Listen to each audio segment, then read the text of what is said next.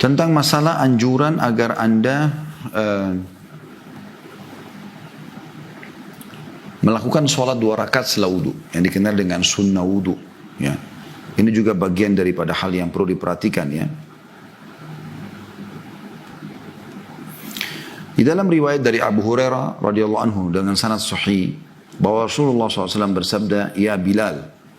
Beliau berkata kepada Bilal, "Wahai Bilal, hadithni bi arjah amalin amiltahu fil Islam." Beritahukan kepadaku amalan apa dalam Islam yang paling kamu harapkan pahalanya. Nah. Fa inni sami'tu daffan 'alaika baina yadayya fil jannah.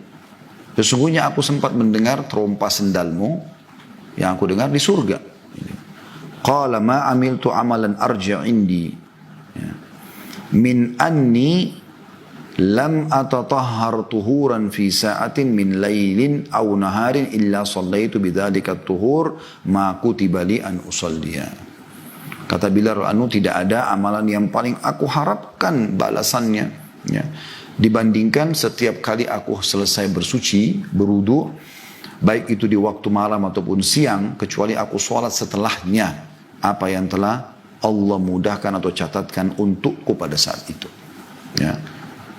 Jadi di sini, di hadis ini diriwayatkan Bukhari Muslim, ya, menandakan Bilal anu terdengar terompas sendalnya oleh Nabi SAW di surga sementara dia masih di dunia, masih hidup, tapi sudah seperti ada jaminan dia masuk ke dalam surga karena sukanya mengerjakan sholat 2 rakaat wudu setelah berwudu.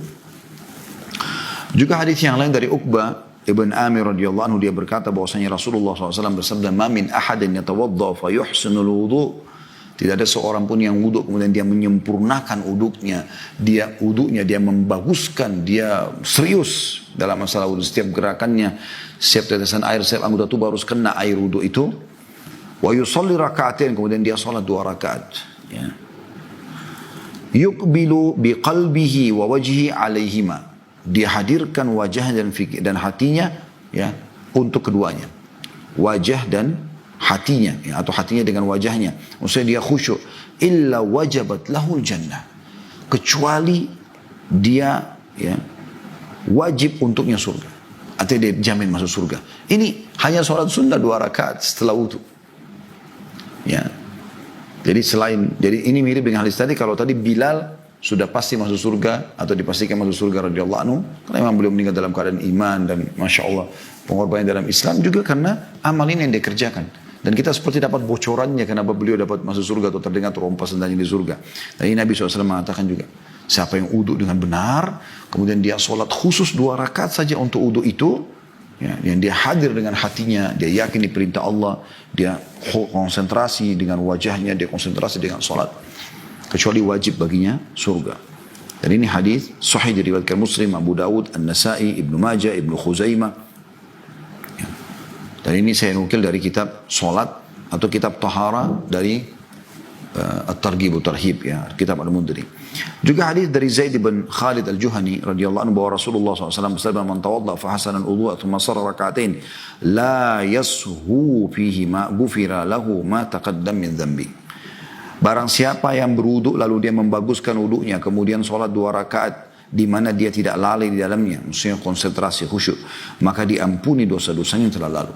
Diriwayatkan oleh Abu Daud. Ini luar biasa, keutamaan yang luar biasa gitu. Ya. Kemudian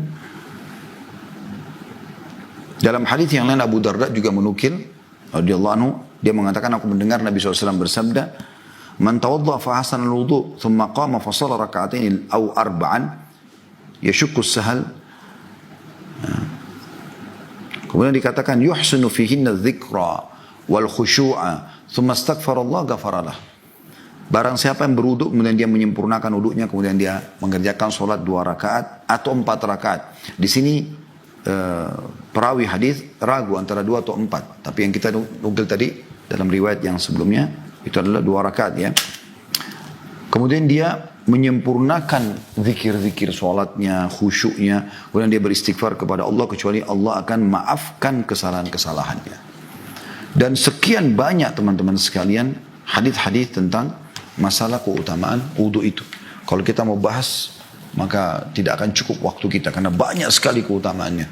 Dan saya sarankan teman-teman untuk kembali baik di medsos ataupun teman-teman di Japnas ya, untuk kembali ke bahasan kami khusus membahas masalah itu. Ada keutamaan wudu dalam kitab Tahara dan juga bab kitab wudu di Sahih At-Targhib Tarhib.